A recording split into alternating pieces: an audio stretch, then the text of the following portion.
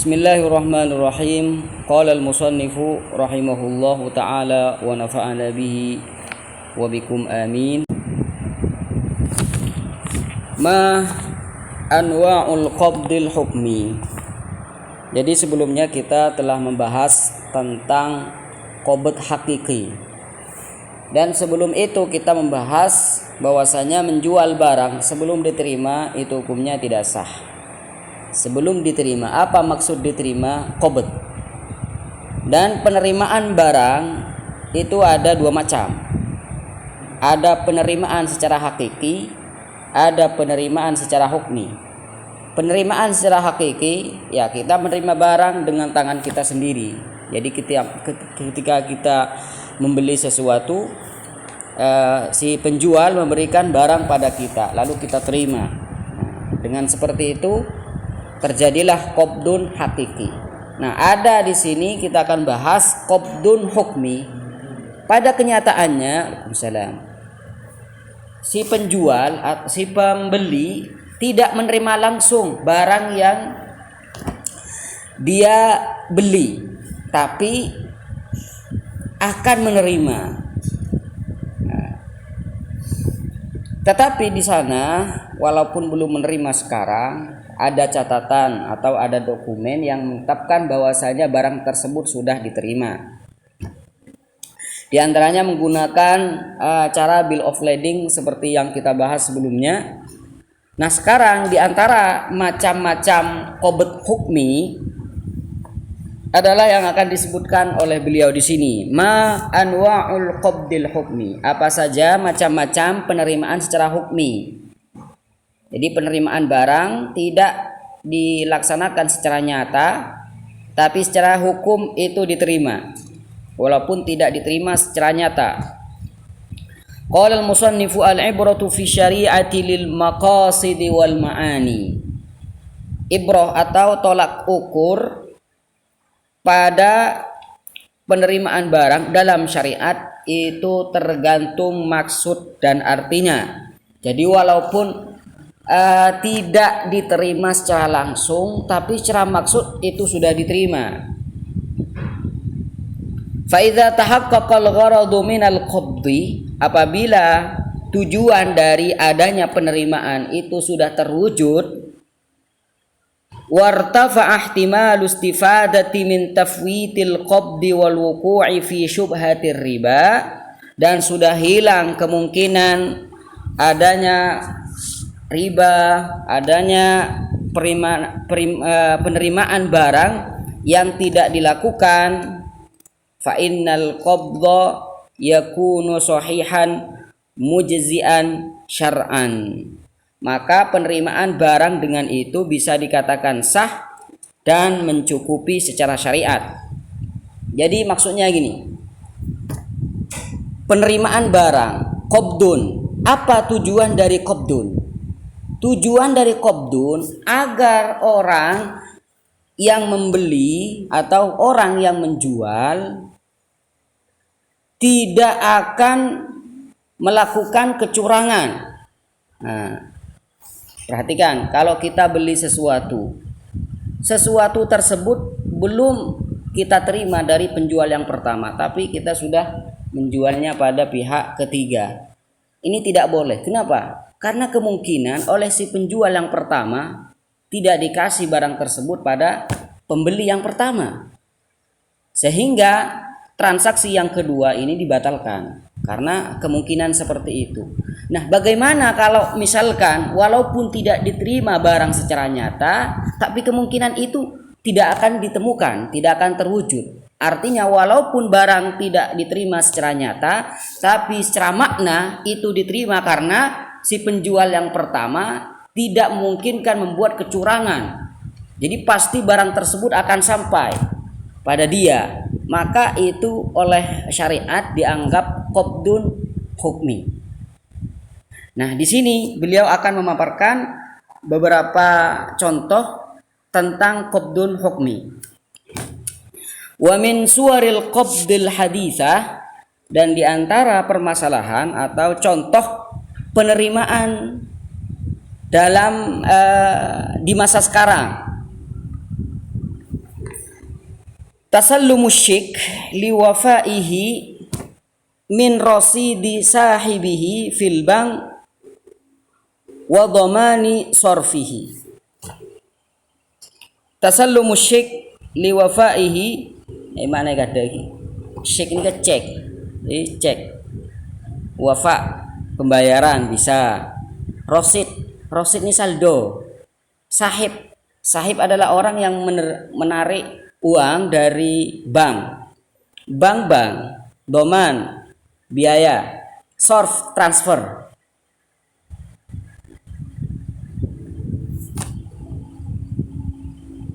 Nah, maksudnya gini.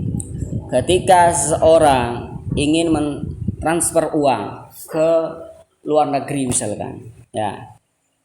Atau dari Amerika misalkan akan ditransfer ke Indonesia. Otomatis ketika nyampe di Indonesia itu tidak akan berupa dolar. Tentunya di sana ada proses penukaran antara mata uang dolar dengan mata uang rupiah. Jadi misalkan sampean andi tetangga andi kancah dari Amerika ingin mentransfer uang pada Anda sebanyak $2 misalkan. Nah, nyampenya di Indonesia itu tidak akan berupa dolar tapi akan berubah menjadi rupiah. Nah, berarti di sana terjadi penukaran uang. Ketika terjadi penukaran uang dengan uang, itu namanya transaksi, namanya jual beli. Jual beli $1 dengan uang rupiah. Maka tentunya harus saling serah terima di tempat. Nah, bagaimana dengan proses transfer?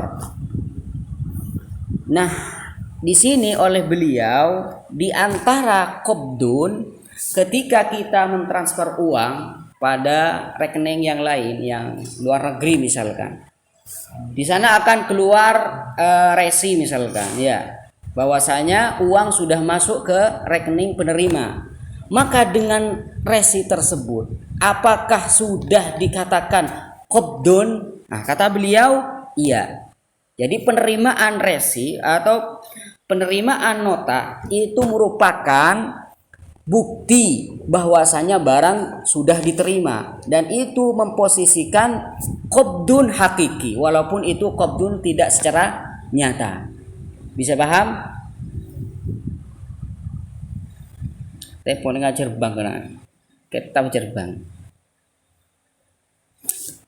Kemudian yang kedua, al-qaidul masrafi limablaghin mali fi ihdal halatil atiyah.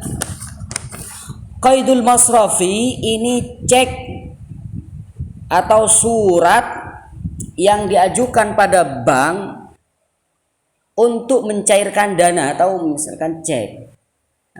Jadi kalian dikasih surat tuh ya, dikasih surat di mana surat tersebut seakan-akan memerintahkan pada bank untuk mencairkan dana dia. Nah, itu namanya cek. Itu namanya qaidul masrafi yang disebutkan di sini. Al qaidul masrafi cek bank limablaghin mali. Mablagh ini nominal uang. Bi ihdal halatil atiyah, di salah satu keadaan berikut.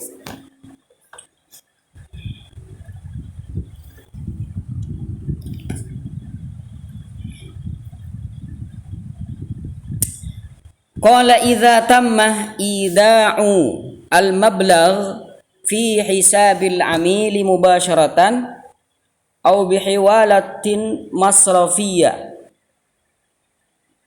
Ida ini memberikan mablagh nominal uang. Hisab ini rekening. Artinya kena amil pelanggan.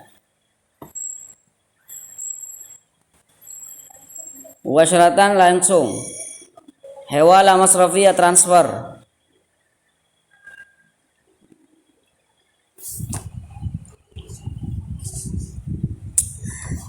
Qaidul masrafi itu menduduki di posisi qabd atau penerimaan barang.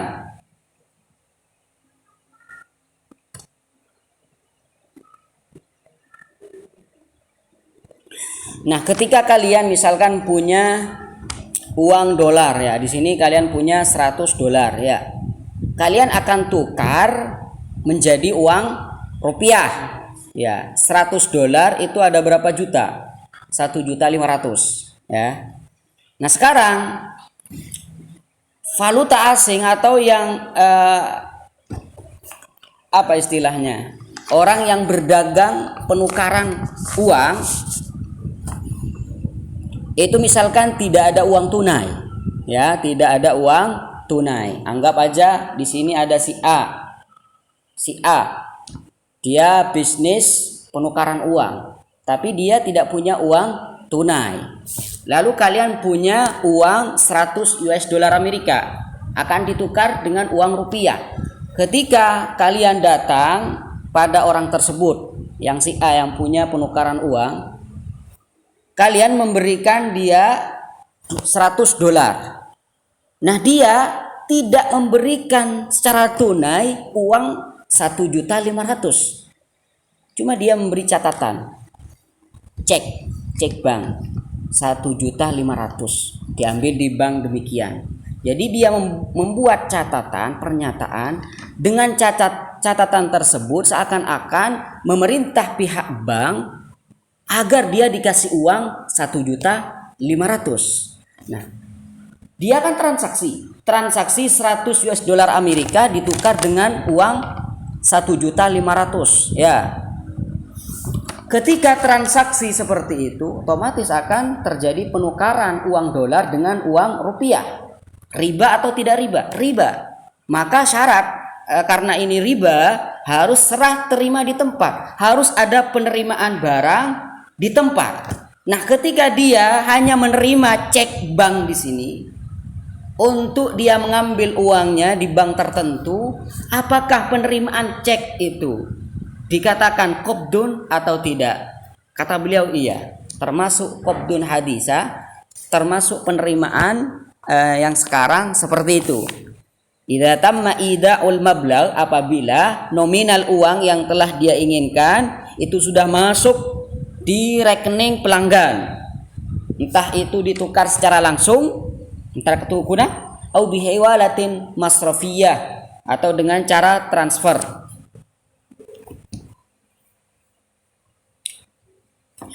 Idza tamma ibramu aqdi sarfin najisin bainal amili wal bank li hisabil amil. Ya, tentunya itu apabila kalau sudah selesai transaksi aqdus sarf. Aqdus sarf maksudnya penukaran uang dengan uang. Najis yang dilakukan sempurna bainal amili wal bank, antara pelanggan yang punya rekening dengan bank, li hisabil amil. Jadi contohnya dia pergi ke bank ya. Jadi sekarang dia pergi ke bank, tidak pergi ke penukaran uang. Pergi ke bank, dia ingin menukar uangnya dengan uang lain ya. Atau ingin transfer dari Indonesia ke Malaysia. Otomatis ketika sampai uang ke Malaysia itu akan berubah menjadi ringgit. Nah, tentunya di sana ada bentuk penukaran. Nah, mana serah terima di tempatnya? Enggak ada di sini. Nah, di sana bank akan memberikan cek ya, akan memberikan keterangan bahwasanya uang sudah sampai pada rekening penerima. Nah, penerimaan cek itu termasuk qabdun hukmi. Nah, bagaimana dengan biaya admin? Nah, di sini dibahas juga. Idza qata'al banku bi talabil amili mablaghan minal mal. Iqtata'a ini memotong uang. Nah, mengurangi saldo. Kadang ketika seorang ingin mentransfer uang, itu dikena biaya, namanya biaya admin. Nah, bagaimana tuh? Kadang pihak bank itu mengambil potongan dari uang yang akan kita transfer. Bagaimana hukumnya? Idza qata'al bank, apabila bank itu memotong saldo atau rekening, memotong uang yang akan ditransfer,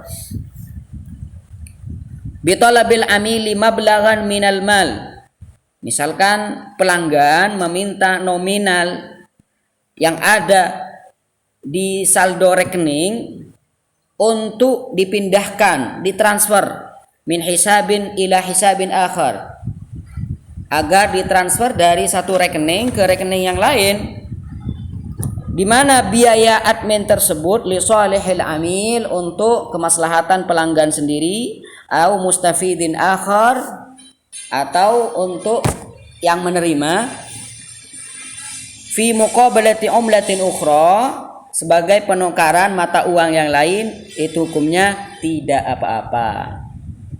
Kalian ketika ingin transfer uang, biasanya ada kode unik di belakang, ya. Ingin mentransfer 1 juta, 1.200.000 rupiah. Jadi 200 rupiah itu istilahnya kode unik bank.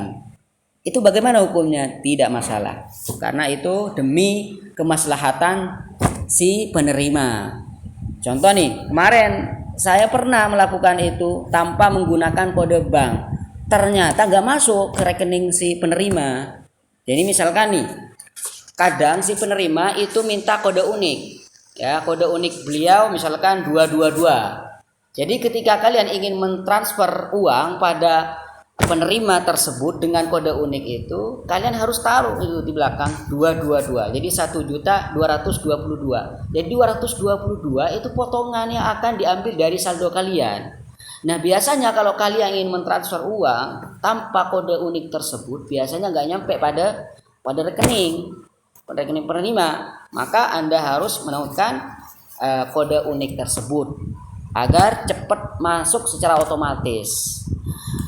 Bagaimana hukumnya kode unik tersebut? Ini demi kemaslahatan agar uangnya masuk. Nah, tidak masalah. Mafhum? Cerap, pernah. Wa yutafaru ta'khiru al-qaidul masrafi hatta yatamakkana al-mustafida min tasallumil mablagh aw tahwilihi fi muddatin la tatajawazu salasata ayyam. Nah, bagaimana hukumnya ketika seseorang ingin mentransfer uang ke Amerika? Itu akan seperti ini, seperti pencairan dana dari Rusia ke Indonesia. Itu kan kadang saya menggunakan PayPal itu. Itu kalau dari Rusia itu nyampainya 3 hari di sini. Ya, nyampainya 3 hari. Otomatis ceknya itu tidak akan diterima secara langsung, yaitu menanti waktu entah itu 1 hari 2 hari. Bagaimana hukum keterlambatan cek yang akan keluar? Nah, di sini kata beliau yu'tafar, tidak jadi masalah. Takhirul qaidul masrofi hatta yatamakkanal mustafid, agar mustafid atau penerima uang tersebut itu mampu untuk menerima nominal atau mentransfernya di waktu yang ditentukan, yaitu harus tidak lebih 3 hari.